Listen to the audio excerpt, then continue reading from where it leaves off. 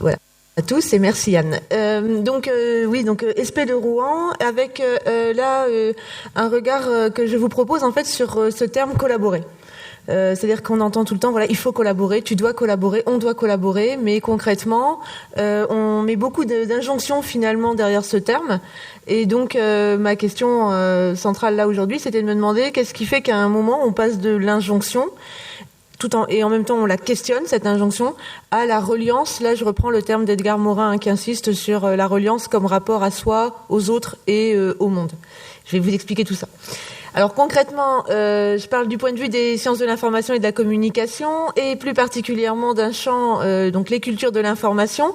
Pour ma part, j'aime pas parler de culture numérique, donc je maintiendrai le terme de culture de l'information qui comprend la culture numérique, en partie, et des pratiques informationnelles des jeunes, comme on dit, sachant que ces jeunes sont aussi en fait nos étudiants, puisqu'il faut à chaque fois avoir la posture pour nous, je pense, et de formateurs, d'enseignants, et eux essayer de leur donner aussi des clés sur les pratiques de leurs propres élèves.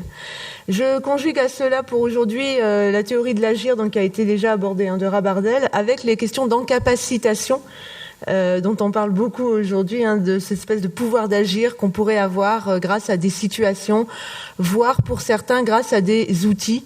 Rabardel parle d'instruments et on y reviendra ensuite. Et puis, dans le travail que je mène, ce qui me paraît central, c'est l'importance des émotions et des affects.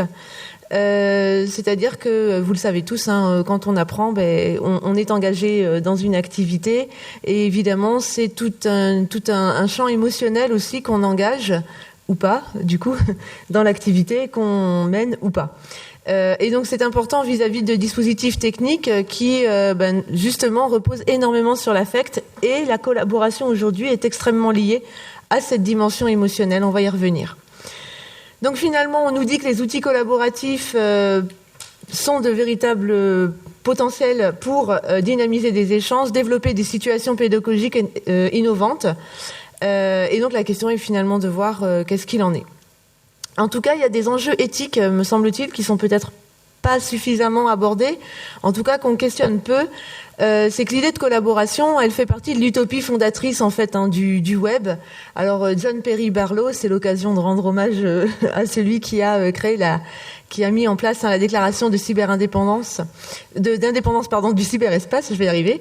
Et John Perry Barlow, qui nous a quittés récemment, a donc créé, en 1996, déclaré l'indépendance de ce cyberespace, qui l'objectif était de promouvoir un monde libre, gratuit et sans frontières. Ce qui laisse à réfléchir quand on parle aujourd'hui de collaboration avec des outils numériques. Et il déclarait l'espace social, je cite, « indépendant des tyrannies que l'on cherche à nous imposer ». Donc en fait, la culture numérique, si on accepte de prendre ce terme pour le moment, elle est historiquement en tout cas basée sur l'idée que il y a une intelligence collective qui est favorisée par le fait d'être sur les réseaux. Alors néanmoins, de cette utopie à l'idéologie, il n'y a qu'un pas qu'on va parfois assez allègrement franchir. Aujourd'hui, il y a un intérêt économique fort. Serge Proust parle de capitalisme informationnel dans le fait d'être amené à fournir des données finalement qui sont captées et monétisées. Et la participation devient une contrainte, mais elle devient aussi finalement parfois une injonction à laquelle on ne réfléchit pas, et notamment dans les classes. Alors, premier exemple, évidemment, on va tous parler de des fameuses flammes de Snapchat, ou encore du Facebook Reactions, qui effectivement repose sur l'idée que plus vous collaborez, dans le sens plus vous participez en réalité, tout simplement à un échange, plus par contre vous collaborez à la dynamique économique de ces outils. Néanmoins, il n'y a pas d'un côté les grandes plateformes et de l'autre un monde qui serait pur et vertueux, puisque on a vu se développer, par exemple en juillet 2016, un certain nombre d'injonctions à la collaboration et à l'innovation pédagogique à travers l'exemple de Pokémon Go. Pokémon Go qui donc sort en juillet 2016, et même pas une semaine, 15 jours après, on voit se développer sur les sites pédagogiques et notamment les sites académiques d'ailleurs, une batterie de séances pédagogiques reposant sur l'utilisation de Pokémon Go. Et pendant cela, nos élèves se géolocalisent, et pendant cela, nos élèves donnent gentiment des données, tout ça sous prétexte de collaboration. Donc ça pose quand même question. Et je crois que ces enjeux éthiques sont ceux que l'on doit poser à la fois à nos élèves, mais bien sûr à nos étudiants, et nous-mêmes en tant que formateurs, ce sont des questions qu'on se pose, puisque nous-mêmes on utilise bien sûr le numérique pour collaborer. Alors, j'ai voulu aussi décentrer un petit peu le propos, et on m'a un peu demandé de le faire en fait, et donc de partir sur les pratiques numériques juvéniles qui effectivement de fait sont de toute façon ancrées dans ces dispositifs techniques, quoi qu'on en pense, ce qui ne veut pas dire pour autant d'ailleurs qu'elles sont collaboratives. Néanmoins, quand on interroge et qu'on rencontre des jeunes, entre guillemets, on se rend compte que beaucoup en fait ont des pratiques collaboratives complètement en dehors du spectre scolaire et de notre propre regard.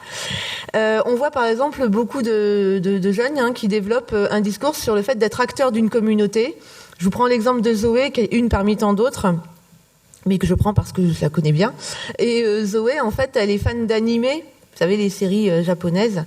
Et Zoé, en fait, au fil du temps, va s'impliquer de plus en plus dans des forums autour de cette passion.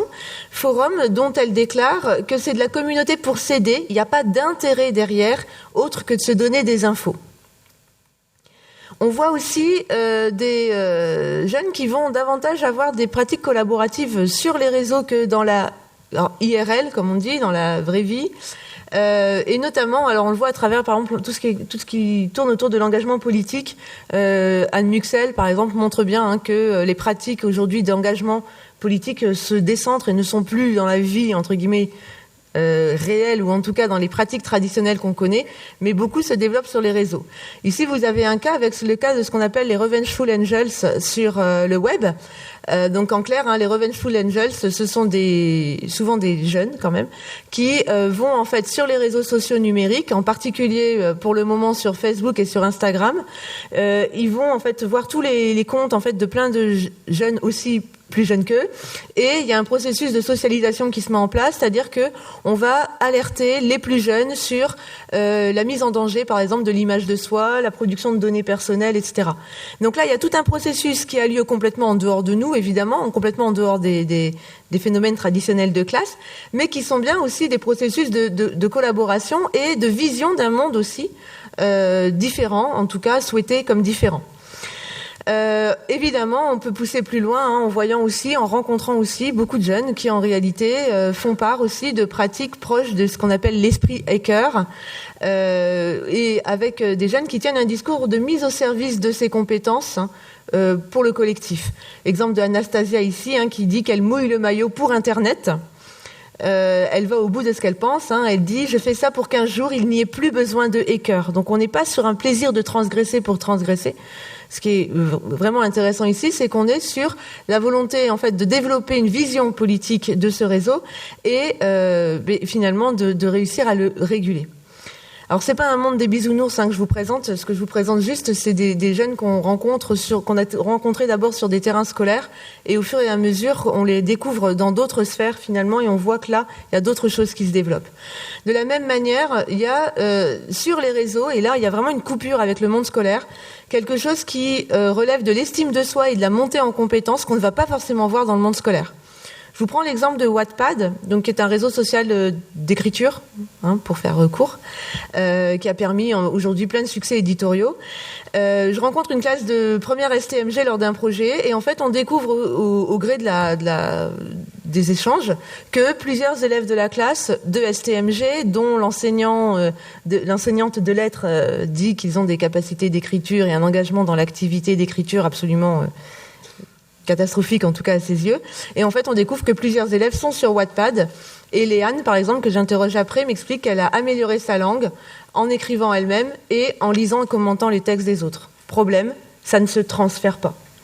Problème, cette pratique collaborative, cette relation à l'écriture qu'elle a de façon complètement décomplexée sur les réseaux, elle ne l'a plus quand on est en situation de classe. On a le même exemple avec Morgan, qui est en situation, lui, d'échec scolaire, mais qui explique, en fait, il fait des petits scénarios de films, et qui explique qu'en étant sur Twitch, alors en fait, il est sur des forums de jeux vidéo. Par le forum des jeux vidéo, il partage une passion avec d'autres sur la réalisation de scénarios. De là, ils se filment ensemble sur Twitch, donc il faut voir tout le processus de collaboration, et à partir de là, Morgan explique qu'il a monté en compétence dans le sens où il a réfléchi davantage, puisque comme il travaillait en collaboration avec les autres, il fallait quand même du coup être au point sur ce qu'il utilisait, mieux peaufiner ses gestes. Par contre, en situation d'enseignement-apprentissage, c'est vrai qu'on voit des choses sur le plan collaboratif qui questionnent beaucoup plus. Alors, ce qu'on voit de façon certaine, c'est qu'il y a une reliance en termes d'outils. À partir du moment où on permet que ces outils soient utilisés, puisque là vous êtes au CDI et vous avez l'autorisation par exemple au téléphone portable, à partir du moment où c'est autorisé, on voit bien qu'on est sur ce que Jeanne Rey appelle le régime intermédiatique, c'est-à-dire qu'on a bien du papier, de l'ordi, du téléphone, enfin tout ça communique finalement. Mais par contre, il y a aussi parfois des situations collaboratives qui perdent de leur caractère collaboratif par l'équipement lui-même. L'exemple, c'est la photo de la main que vous avez à droite, qui a beaucoup amusé Anne, mais en dehors du bracelet de cette main, ce qui est intéressant, en fait, c'est ce qui se passe sur le cahier.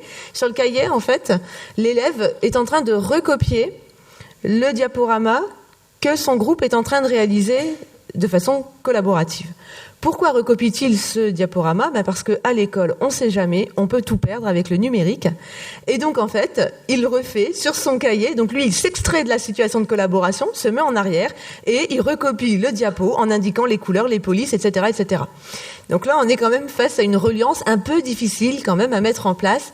Même si tout n'est pas une question d'équipement, il est quand même certain que quand ça marche, pour entrer dans l'ère du numérique, c'est mieux. Ça, c'est même certain. Alors, après, le sentiment de faire reliance, il est compliqué aussi parce qu'il va dépendre de posture, et notamment de posture pédagogique. Les élèves, avec le numérique, voient bien, et dans la présentation précédente, c'est ce que tu as souligné, en réalité, il y a aussi, pour l'enseignant, un changement de posture qui doit s'opérer. Parce que face au numérique, oui, il y a incertitude, oui, il y a non-maîtrise absolue. Ça peut être une chance, et pour beaucoup d'enseignants aussi que l'on observe, c'en est une. Et les élèves sont satisfaits de voir, du coup, une circulation de l'expertise qui, de fait, s'installe, puisque il y a toujours un moment où on doit apprendre ensemble à comprendre comment ça fonctionne. Julie, par exemple, là, nous fait le retour d'une séance avec son professeur documentaliste, et elle dit « il est curieux de voir comment on s'y prend ». C'est ce regard finalement ouvert sur les pratiques de l'autre qui va faire qu'il va y avoir un engagement de part et d'autre et une adaptation de part et d'autre aussi. Ce sentiment de faire reliance, néanmoins, il est questionné par les ressources utilisées aussi pour collaborer. Quand on interroge les jeunes sur les outils mis à leur disposition, ils nous parlent beaucoup du fameux ENT. Alors, tout à l'heure, on a entendu parler de Mahara, ce qui est en formation aussi avec les étudiants d'ailleurs, pose question. L'ENT n'a pas bonne presse, et il n'a pas bonne presse parce que en fait, il n'est pas du tout vu par les élèves comme un outil collaboratif. D'abord, le design de l'ENT gêne. Là, vous voyez Amélie qui dit que voilà, ça fait années 80. Bon, elle est un peu vache sur ce coup-là, mais voilà. Mais en tout cas, vous voyez bien, elle compare tout de suite à Snapchat et à Facebook. Donc là, clairement, il y a une rupture finalement dans ce que propose l'ENT. Mais il y a aussi le fait que pour eux, l'ENT, c'est une chambre d'enregistrement de la vie académique, de la vie scolaire. On y met des notes, on y enregistre les présences, les absences. Éventuellement, on sait ce qu'on mange à la cantine. Mais le côté collaboratif de l'ENT n'est absolument pas exploité. Et ils insistent énormément sur cela.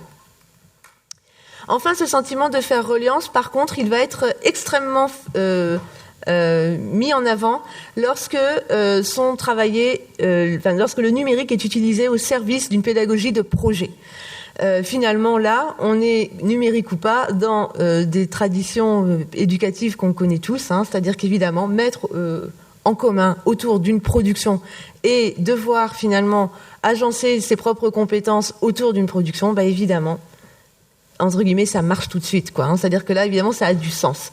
Et vous voyez, là, cet exemple, c'est un carnet de voyage numérique qui est animé, qui évidemment, devant vous, ne l'est pas, mais Zoé l'a réalisé en groupe. Zoé, c'est la fan d'animé de tout à l'heure. Et Zoé, là, elle est contente parce que pour une fois dans l'école, elle peut montrer qu'elle sait faire des trucs, concrètement. Et elle dit bien, on dit toujours que ce qu'on fait avec le numérique, c'est nul, ça sert à rien. Ben là, c'est la preuve que si. Autre exemple, Reynald, qui est un des Revengeful Angels découverts dans l'enquête. Ben Reynald, lui, il est heureux d'avoir pu personnaliser le travail et de montrer un travail qui est en même temps collectif. C'est un travail à trois qui ne ressemble qu'à eux-mêmes.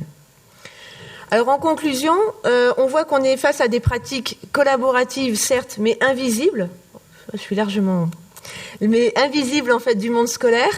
Et toute la question est de savoir si elles correspondent ou non aux attentes académiques. C'est vrai qu'il y a tout un débat sur le fait d'intégrer ces pratiques dans l'école. C'est pas moi qui vais ici dire le contraire, sinon je vais avoir un problème. Mais en même temps, je crois que ça se questionne. C'est-à-dire qu'il ne s'agit pas de dire de façon un peu marketing, oui, il faut intégrer les pratiques de jeunes. Attention, lesquelles ? Je reprends l'exemple de Pokémon Go tout à l'heure. Est-il nécessaire de croire qu'on est innovant, parce qu'il y a aussi ça, et de croire qu'on fait passer l'innovation pédagogique par l'utilisation d'objets qui vont à l'inverse des valeurs qu'on essaie de défendre. Enfin là, il y a un moment où finalement on manque de cohérence, et même pour les élèves, on n'est pas cohérent. C'est-à-dire qu'eux-mêmes en ont conscience, et n'oublions pas qu'il est bon de garder aussi pour eux un jardin personnel, et on n'est pas obligé de tout didactiser, de tout rendre forcément scolaire, me semble-t-il. J'entends ma collègue qui ronronne de plaisir, donc a priori c'est bon. Donc voilà. Deuxième chose, et là vraiment je crois qu'il faut qu'on aille plus loin. Alors André nous a permis nous a permis vraiment d'avancer aussi sur ça, mais on se pose peut-être pas finalement assez la question de savoir à quelles conditions cette collaboration favorise les apprentissages. En l'occurrence ici informationnel. Dans mon cas, c'est-à-dire, dans ce qui m'intéresse moi, dans l'éducation média à l'information, si vous voulez, c'est que faire travailler ensemble, ça peut développer plein de compétences, mais pas forcément finalement les compétences liées à des apprentissages dits disciplinaires, ou que nous on n'appellera pas comme ça en infocom puisque ça n'existe pas en documentation, mais des apprentissages relevant d'un champ, si vous voulez, de connaissances. Enfin, dernière chose, et là vraiment qui moi m'interroge, et d'ailleurs j'ai volontairement laissé outils. Est-ce que finalement, peu importe l'outil pourvu qu'il y ait collaboration, c'est un peu la grande question que je me pose quand je vois en fait un certain nombre de séances pédagogiques destinées à vanter à permettre une collaboration. N'oublions pas que ces outils sont des instruments au sens de Rabardel pour le coup, donc avec des intentions de conception, avec des marques de pouvoir et de négociation aussi au sein de ces conceptions, et que finalement il nous revient aussi de diversifier le répertoire de pratiques de nos élèves et de nos étudiants. Ils n'aiment pas Mahara, nos étudiants, enfin en tout cas moi les miens détestent Mahara, ils n'aiment pas le NT dans l'enseignement secondaire. Est-ce que pour autant on doit renoncer aussi à ces outils? Voilà, il y a vraiment une question, parce que finalement, en même temps, le répertoire de pratiques, plus il est varié, plus il permettra des pratiques collaboratives en conscience. Voilà, je vous remercie.